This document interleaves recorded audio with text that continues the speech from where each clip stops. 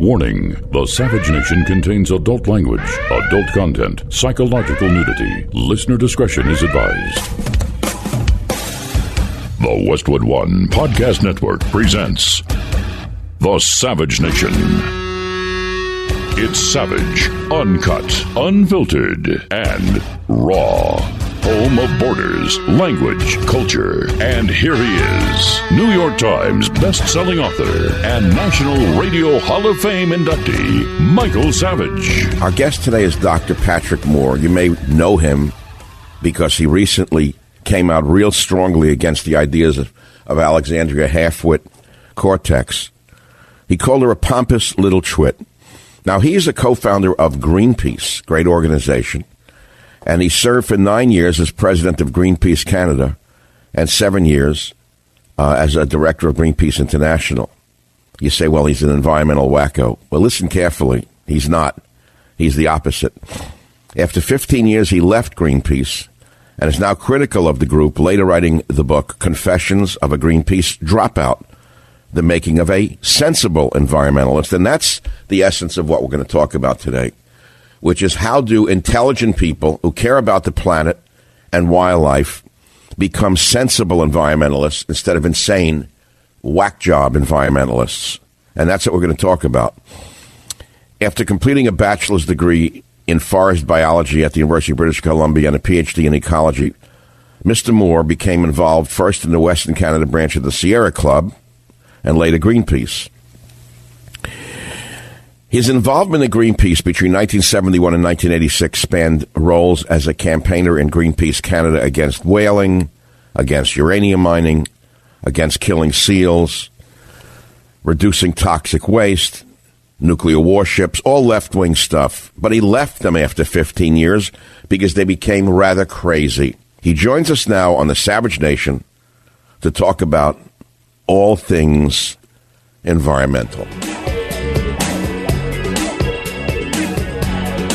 Michael Savage, a host like no other.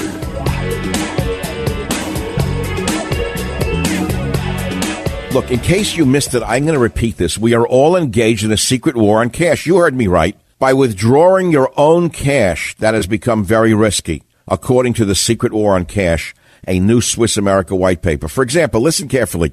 Did you know that banks are now required to spy on you? You know that banks are now required to spy on you and I for the government? That's right. And then report any financial behavior deemed suspicious. What does that mean? Well, it's true. Did you know that simply spending or carrying too much cash today is enough to get you branded as a potential criminal? Did you know that? It's all documented in the free report, The Secret War on Cash. It's free to my podcast listeners. All you got to do is call 800-289-2646, 800-289-2646. Take it from Savage. This new war against cash is really a war against all freedom-loving Americans like you and I. Please, please find out how to survive and thrive by reading Swiss America's Secret War on Cash. It's absolutely free by calling 800-289-2646. 800-289-2646. Home of borders, language, culture. The Savage Nation.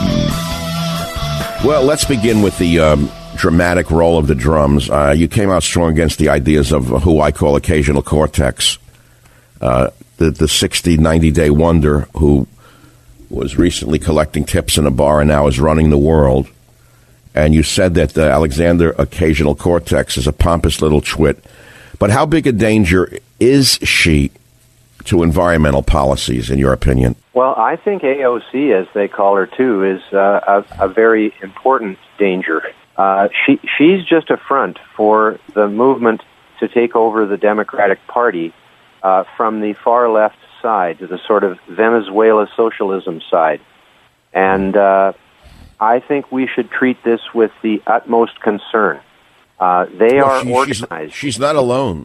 She is. She's not alone. Even this Beto from Texas is the same exact policies. Yes, Alexandria herself is basically just a front. She is kind of like an actor in this whole thing. The people behind her, the Justice Democrats and the Sunrise Movement, are sort of like Occupy warmed over, only they're better organized.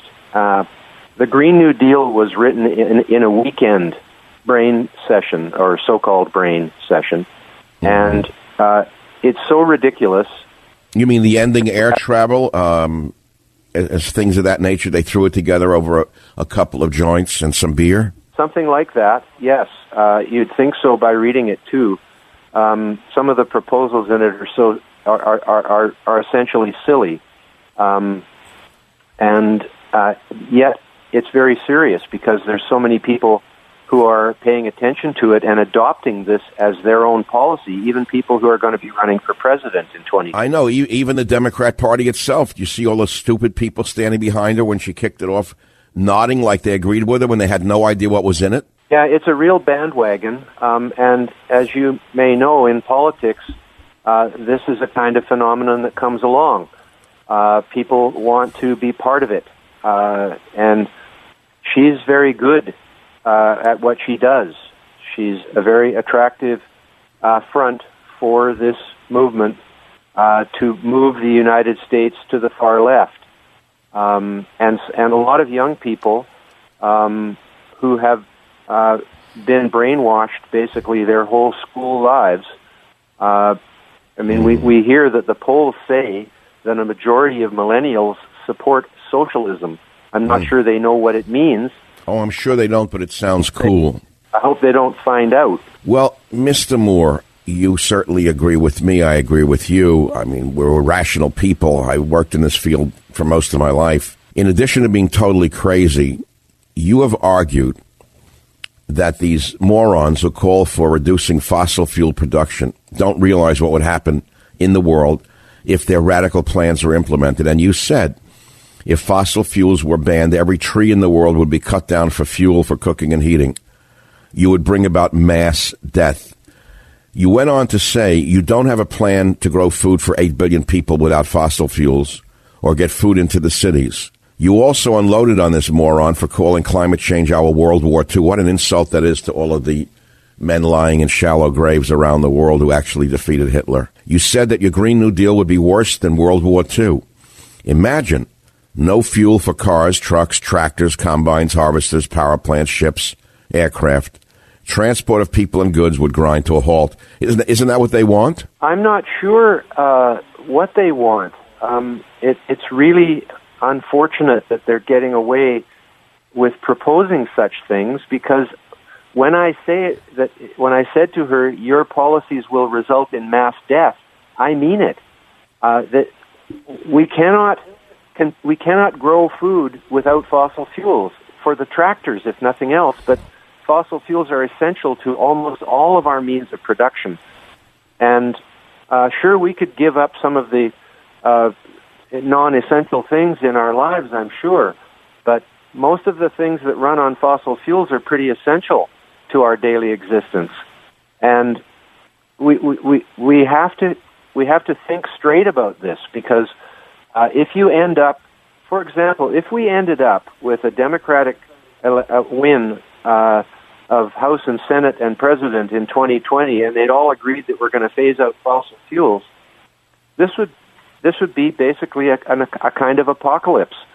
It would be worse than World War II. But the reality is, the United States isn't going to give up fossil fuels if nobody else does. These people live in a complete bubble.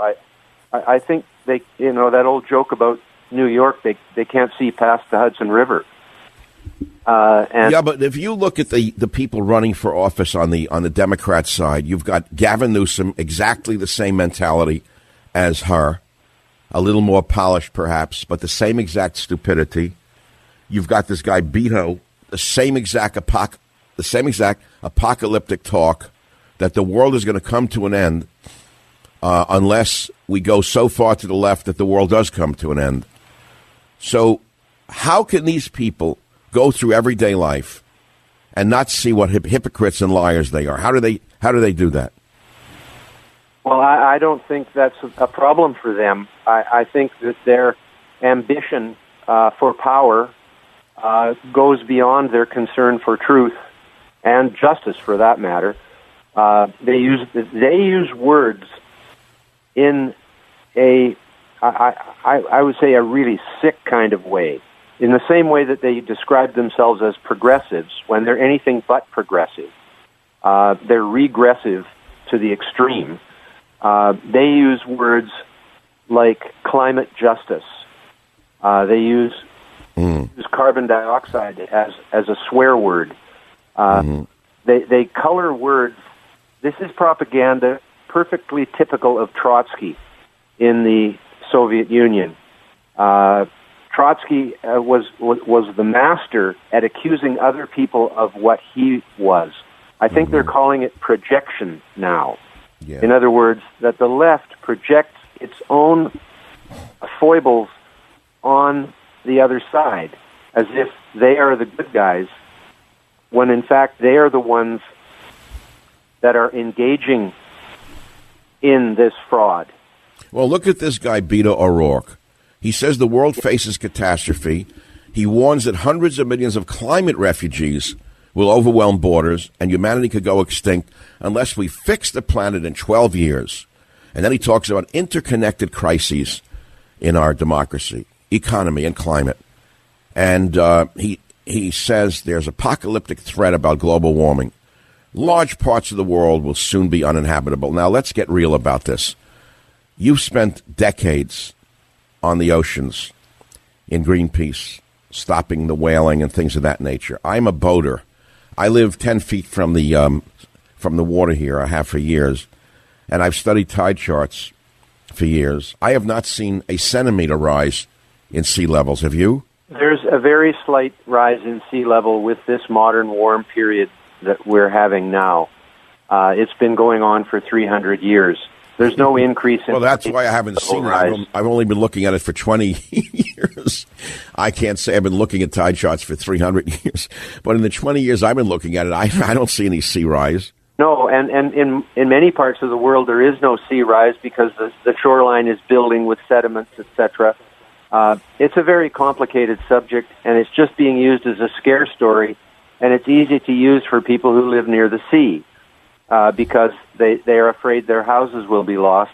And indeed, in many parts of the world where people have built their houses on shifting sands, on sand islands and on sand dunes and sandy cliffs, erosion occurs. It's a natural thing, and tides and currents change with time, and sometimes houses fall into the sea. But that's not necessarily anything to do with sea level rise. But the sea level today is extremely stable compared to what it was coming out of the last glaciation.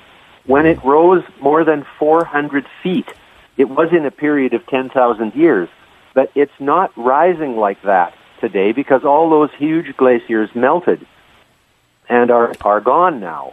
You know, I use a simplistic argument that is still factually true. In fact, when I met President Trump, he smiled when I said to him that the simplest answer to this global warming hysteria is say to the opposition, how do you explain the 6 or 7 ice ages that came and went prior to man's industrialization? They don't have an answer for that, do they?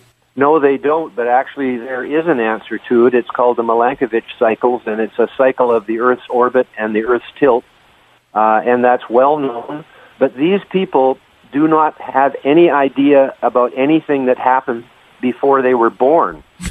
Okay, that explains it all. Before 100 years ago, you know, they are brain dead in terms of any historical perspective on life on Earth or planet Earth or the ice ages and the greenhouse ages.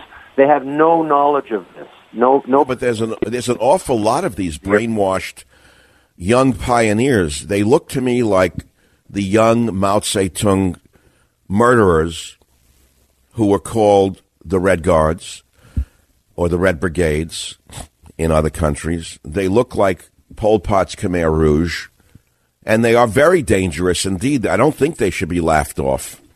I think we have to expose them for what they are. These are fascistic at their core. They want to impose their insanity upon others, even if it's not real. Wouldn't you agree with that? Yes, I agree with that, but they're not carrying Kalashnikovs just yet, but they are kind of, to me, like a dangerous Occupy movement warmed over. Occupy was almost like theater. But this is more than that. This is serious power politics, and they are, in fact, quite dangerous. Well, then let's talk about it from another point of view. They say, oh, they're scaring us, people, because they're telling the truth. But we've got Gavin Newsom espousing the same exact philosophy, even though he's a wealthy Caucasian man. We've got this Beto O'Rourke, again, the same scare tactics. In favor of open borders, in favor of ending fossil fuel use, even though they all use private jets. It's astounding. And I've often said conservatives, political conservatives, should embrace the environmental movement as conservationists, which I have done for years. And I ask, why has the left been able to hijack this issue? Why have conservatives neglected conservation? And I have the answer. Because many of them, frankly, are as ignorant of the issues as the left is what I've discovered. I mean, you have major league so-called conservative people in radio who laugh about killing sea turtles, saying most of them die when they migrate to sea, and they don't want to turn their lights off in their mansions in Palm Beach. It gets me agitated to listen to this kind of Neanderthal thinking. I am an animal protectionist to a great extent. As you know, we talked about whales when you were on the show last. I think the conservatives are deaf, dumb, and blind when it comes to environmental and wildlife issues, don't you? Well, I don't know. I don't like to make generalities of that nature, and I don't know those kinds. Well, I'll take the heat for it because I have not seen a single conservative come out in favor of. All they do is attack the left without offering some reasonable center or reasonable alternative. They just laugh at them, and that's not going to win the day. I think we need to be sensitive to the extinction of animal species, don't you? Yes, of course. Well, you've fought for years to save whales, so you certainly have been on the front lines of that one, stopping ships that were still whaling. We could go into that at another time, but that's not directly an environmental issue per se. That's an issue of extinction based upon primitive thinking. What do you think needs to be done other than educating the public, which is a very difficult job in this age of Instagram, where people are more interested in looking at each other's naked bodies than they are in looking at the naked truth? What's got to happen for people to wake up to the fallacies of the occasional Cortexes and others? Well, in some cases, what's required is to actually go through a difficult period resulting from adopting stupid ideas. That's happened once or twice in history. But to tell you the truth, I don't propose to have some kind of blueprint for how we get from where we are now to a better understanding of these things. I just do what I can every day to try to explain to people how I see the world and how I, in this case, how I see what a disaster it would be to adopt anything associated with the Green New Deal. It has at least given us a foil or an arguing point to point out how crazy this side of politics has become. And it indeed does threaten to take over the Democratic Party with over half the people running for president on the Democrat side adopting this as their policy. So hopefully this will tip the scales and sanity will prevail and they will not win anything in the 2020 elections. It will come back to a pathway towards a saner future. That would be what I would hope would happen. So do you actually think that now that the ideas which get crazy, do you think that it's starting to backfire on them the more people hear about ending air travel and redoing every house in the world, knocking down the walls and reinsulating them? Do you think that it finally has reached the point where people see how nuts they are? I would certainly hope so. All right, well, before we conclude, let's get to the Greenpeace issue. You helped create the organization, then you left it. I assume that's because they became rather extremist. Is that what happened? Yes, I'd say that's a fair conclusion. I didn't like the policies that my fellow activists were promoting. Which were what? Far-left political positions? Yes, I think you could describe them as that. Thank you for being with us. Thank you very much. Nice to be with you. The Savage Nation. It's savage, uncut, unfiltered, and raw. Alarm goes off. Uh-oh. What do you feel? Panic. Panic. There are dozens of words for fear. Okay, tingling, willies, heebie-jeebies, but just one for an exceptional home security company to stop fear right at your front door, Simply Safe. Simply Safe is home security that knows it feels good to fear less. This is award-winning 24/7 protection that protects your home through it all, through blizzards, blackouts, burglars. Simply Safe has won awards from all the tech experts that count. For example, The Verge calls it the best home security. It has even won Reader's Choice from PC Magazine. It's a 2-time winner of CNET Editor's Choice, a Wirecutter top pick. Simply Safe has no contracts, no hidden fees, and no gotchas, and they always keep your price fair and honest. Thanks to Simply Safe, fear has no place in a place like home. Now, here's the good part. If you try Simply Safe with free shipping and free returns, you'll get a 60-day risk-free trial as well. Order now and have your home protected within 1 week. Just go to simplysafe.com/Michael Savage to get started right now. You heard me? It's that easy. That's simplysafe.com/Michael Savage. But be sure to go there so they know we sent you. You like this podcast? You like my radio show? You want to protect your home? Go to simplysafe.com/Michael Savage. The Savage Nation. It's savage on demand. You know, I've said to you for years that conservatives should embrace the conservation movement, and that if they do, they will greatly increase their appeal among a wide spectrum of people, mainly younger people. Okay? I said the conservation movement. Now, here's a piece from the Savage Nation archives from June of 2017 where I make that point in relation to the saving of porpoises and other wildlife. I'm an ardent conservationist. I help support groups that try to save the African elephant from poachers so that the pigs in China can get their ivory and show it off to their bourgeois friends. But there's another issue, for example. Remember I had the captain of the Sea Shepherd, or one of the heads of the Sea Shepherd operation on this show a couple of months ago. He was very popular to save the whales. Well, there's another animal called the vaquita porpoise that's near extinction in Mexico. You say, what do I care about a vaquita porpoise? I care about my transgender rights. Well, if that's what you do, then you're not a very good person. If you put your selfish needs ahead of that of an animal that's about to become extinct, what does that say about you? That's number one. So this group, the Sea Shepherd, has ships, and they spent the last 6 months patrolling the vaquita refuge in the upper Gulf of Mexico, near California, retrieving illegal gill nets that trap and kill the vaquita and totoba, along with other marine wildlife. So these ships really did something. They didn't just talk. They didn't march. They didn't parade. They didn't scream hatred. They removed 233 illegal fishing net gear along the area, and they saved a lot of animals. But listen carefully. In February, scientists announced that only about 30 vaquita porpoises remained in their habitat. 30 in the whole world. And this is half the number of animals that were previously recorded in 2015, which makes the vaquita porpoise the most endangered marine mammal in the world. And you say, well, I don't really care about vaquita. It means nothing to me. Well, there's more to the story than meets the eye.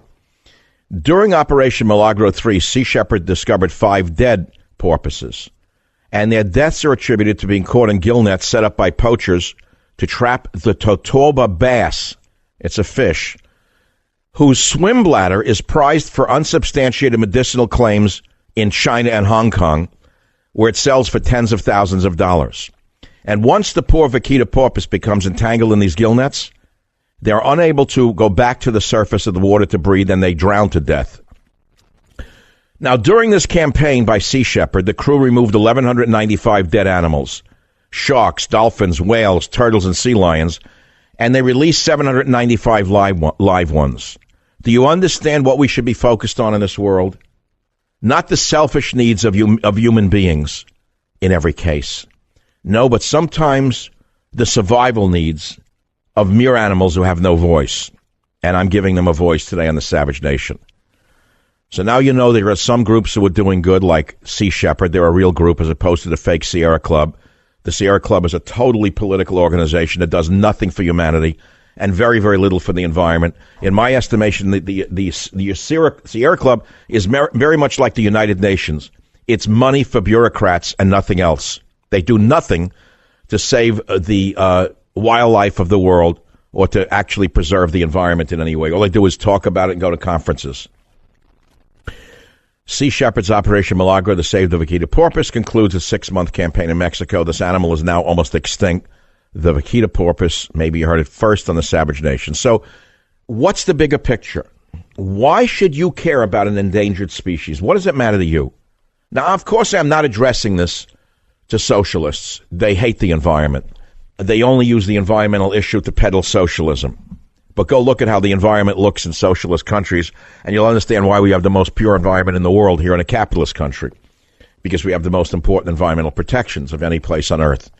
Now let's go to the next step.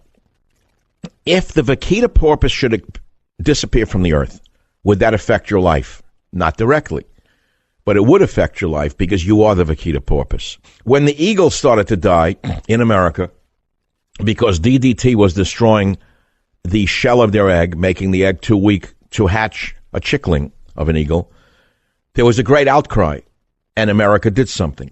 We stepped in and we stopped the use of DDT in sensitive habitats, and the eagle came back. Why does that matter to you? Because we are the eagle. Each one of us is the eagle. And what I mean by that is this. In the biggest scheme of the ecological picture, try to remember the food chain and the ecological picture. If the eagle dies off from poisons in the environment, it means you are getting poisoned by the environment as well. And so therefore you are the eagle. If the vaquita porpoise is being trapped in a gill net and then dies of drowning because it can't come to the surface, this poor animal, to breathe, you're being drowned to death. Because you will be drowned to death unless you stop the forces of evil that are killing that animal. And those forces of evil in this case happen to be the bourgeois pigs in China who prize the bladder of the associated fish that is being trapped along with the vaquita. Do you understand what I'm saying to you? This is why I say the UN, I have nothing but contempt for it. The UN does nothing to save the African elephant, nothing to save whales, nothing to save the vaquita porpoise. The UN is filled with useless bureaucrats. Close it down. Close it down. Close it down. Donald Trump, close down the United Nations. Laugh at it if you will. It's a serious issue. These comments were made at a time when the Trump administration was considering changing the laws on hunting big game. To make the point even more clearly, I did a monologue in July of 2017 on conservatives being conservationists. Conservatives being conservationists. Listen to this one from the archives. I'm very proud to be a conservationist. Very proud to be a conservationist. And that is why look, if you have a compassionate soul and you look at an animal's eyes, you're a conservationist. And you go from there. Whalers, by the way, are the last remnant of a Neanderthal past. In a way, whalers are worse than ISIS because the whales have no guns. They have no way to protect themselves. And they are some of the gentlest creatures on the planet. Just ask anyone who travels to California or Mexico to go whale watching where they know the whales are safe. The whales swim up to the tour boats and open their big eyes, which are the size of saucers. They look back at the people looking at them because they're social animals. Whales love human beings, and then we reward them for their love and their trust by butchering them in the most brutal way you can ever imagine. It has to stop. Not all environmental regulations are communistic.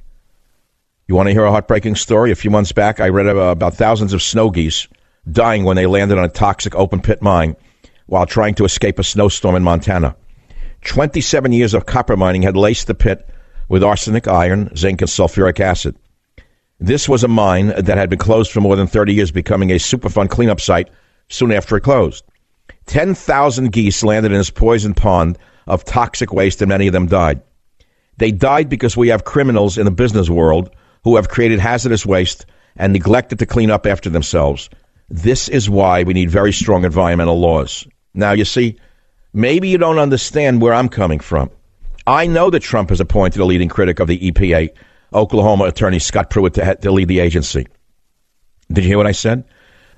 I will stand vigil at my microphone every day on the Savage Nation, warning America against going back 70 years and erasing all the environmental laws. we'd be committing a crime against the earth and against our animal friends. It's all in Trump's war. I know you're surprised to hear it. We cannot go backward in order to go forward. I agree the EPA shouldn't even exist, but we cannot let for-profit businesses have free reign over the air, water, and land with no controls on how they use or abuse them. For those dogmatic conservatives who disagree, I'll remind them that there was a time when pollution was so bad, rivers actually caught on fire. There are still places in the world where it happens. The smog in Los Angeles was so bad in the 1960s that you couldn't see the mountains. I have a home, by the way, in L.A., and you can see the mountains now. So environmental laws have worked, and very well, incidentally, up to a point. And when it was found that the eggs of eagles were being destroyed by DDT because the shells were too thin to support the gestation and birth of the bird, DDT was banned.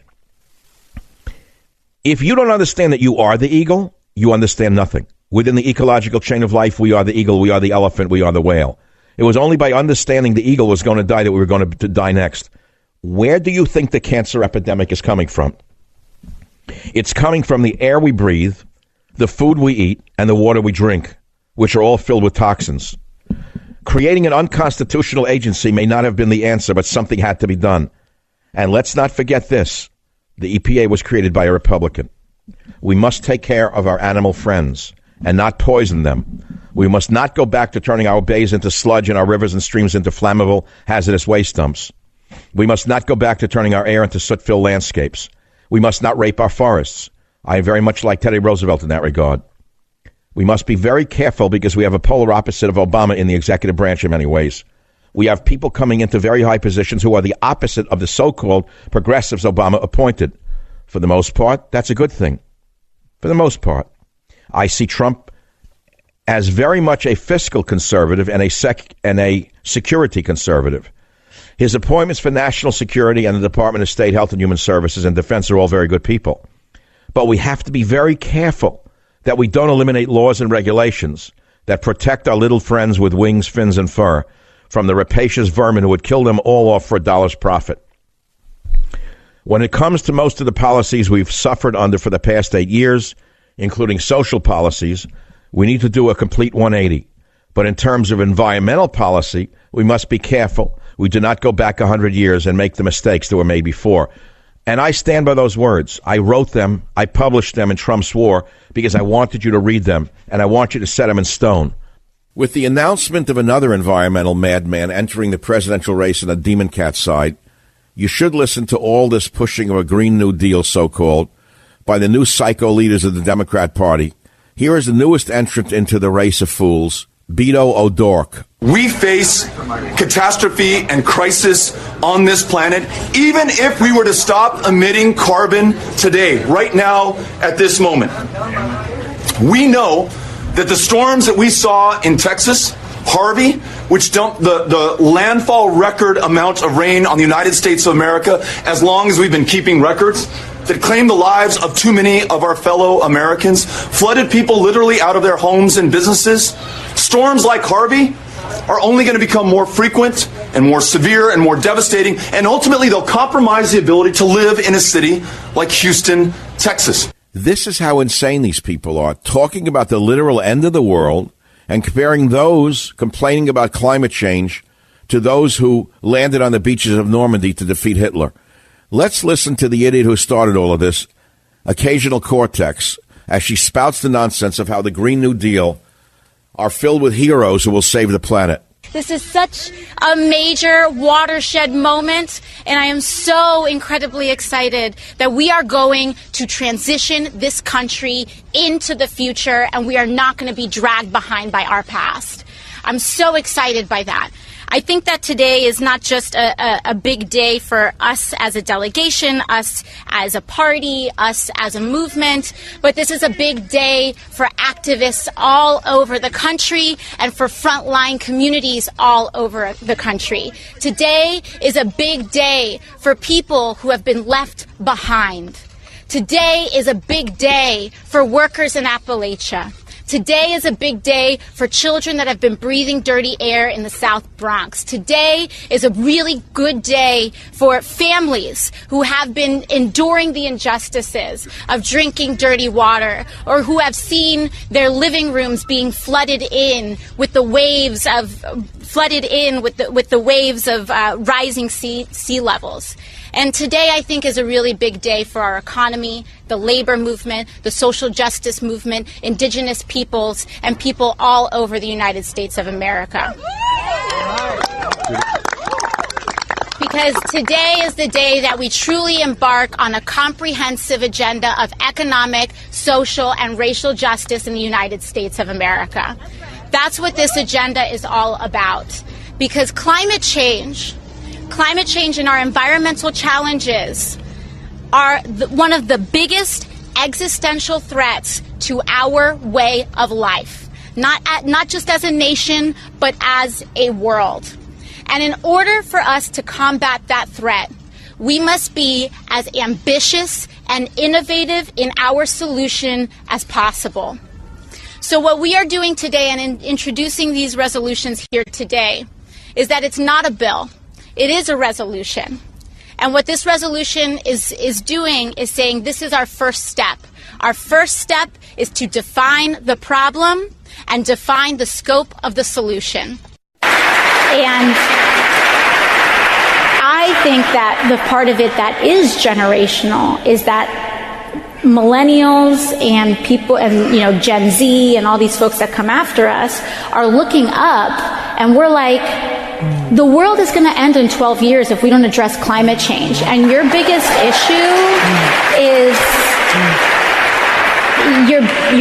issue is how are we going to pay for it? And this is the war. This is our World War II. And now let's hear from some of the other left-wing presidential lunatics talking about how this policy compares to going to the moon and the Marshall Plan, if you can believe this. Our planet is in peril. And there's a lot of people now that are blowing back on the Green New Deal. They're like, oh, it's impractical. Oh, it's too expensive. Oh, it's all of this. If we used to govern our dreams that way, we would have never gone to the moon. God, that's impractical. You see that ball in the sky? That's impractical. We are a nation that has done impossible things before. And when the planet has been in peril in the past, who came forward to save Earth from the scourge of Nazi and totalitarian regimes? We came forward. Who came forward to save the planet from, or continents from financial ruin? We came forward with the Marshall Plan. This proves that we face a real threat in 2020. Whether you like Trump or not is irrelevant. He is the one standing in the way of one of these gaining complete and absolute power. Oh, they are right that our nation is facing an existential crisis. But it's not from climate change. It's from them and their psychotic, poisonous ideas. Thank you for listening.